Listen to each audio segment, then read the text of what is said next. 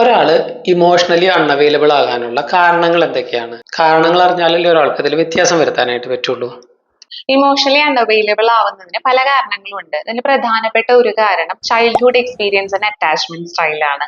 അതായത് കുട്ടിക്കാലത്ത് ഇവരുടെ പാരന്റ്സ് ഇവർ ഇമോഷണൽ ആവുന്ന സിറ്റുവേഷനിൽ അതിനെ വാലിഡേറ്റ് ചെയ്തിട്ടില്ല, പകരം ക്രിട്ടിസൈസ് ചെയ്യുക, കുറ്റപ്പെടുത്തുകയാണ് ചെയ്തിട്ടുള്ളതെങ്കിൽ അവർക്കൊരു അവോയ്ഡന്റ് അറ്റാച്ച്മെന്റ് സ്റ്റൈൽ ഫോം ചെയ്യാനുള്ള സാധ്യതയുണ്ട്. അപ്പൊ അവര് പഠിച്ചിരിക്കുന്നത് ഇമോഷൻസ് എക്സ്പ്രസ് ചെയ്ത് കഴിഞ്ഞാൽ റിജക്ഷൻ ഫേസ് ചെയ്യേണ്ടി വരും, അത് പാരന്റ്സിന്റെ ഭാഗത്ത് നിന്ന് ഇഷ്ടക്കേട് ഉണ്ടാവും എന്ന് വിചാരിച്ച് അവര് ഷട്ട് ഡൗൺ ചെയ്യാന്നുള്ള ഒരു റെസ്പോൺസ് ആയിരിക്കും പഠിച്ചു വെച്ചിരിക്കുക. രണ്ടാമത്തെ ഒരു റീസൺ ഇമോഷണൽ ആവുന്നത് അല്ലെങ്കിൽ ഇമോഷൻസ് എക്സ്പ്രസ് ചെയ്യുന്നത് വീക്ക്നെസ് ആണെന്നാണ് ഇവർ വിചാരിച്ചു വെച്ചിരിക്കുന്നത്. അതുകൊണ്ട് തന്നെ അവർക്ക് ഇമോഷൻ പ്രൊവോക്കിംഗ് സിറ്റുവേഷൻസ് വരുമ്പോൾ കരയാനൊക്കെ വളരെ ബുദ്ധിമുട്ടായിരിക്കും. മറ്റുള്ളവർ അങ്ങനെ ചെയ്താലും സ്റ്റേ സ്ട്രോങ് എന്നുള്ള രീതിയിലൊക്കെ ആയിരിക്കും ഇവർ റിയാക്ട് ചെയ്യുക. ഇനി ഞാൻ ഈ പറഞ്ഞ രണ്ട് കാരണങ്ങളും ആയിരിക്കണമെന്നില്ല, ലോ ഇമോഷണൽ അവയർനെസ് കൊണ്ട് ഇത് സംഭവിക്കാം. അതായത് അവർക്ക് അവരുടെ ഇമോഷൻസ് എങ്ങനെയാണ് പ്രോസസ് ചെയ്യേണ്ടതെന്നും ഹെൽത്തി ആയിട്ട് അതെങ്ങനെയാണ് എക്സ്പ്രസ് ചെയ്യേണ്ടതെന്നും അറിയില്ല, അത് ആരും അവരെ പഠിപ്പിച്ചിട്ടില്ല.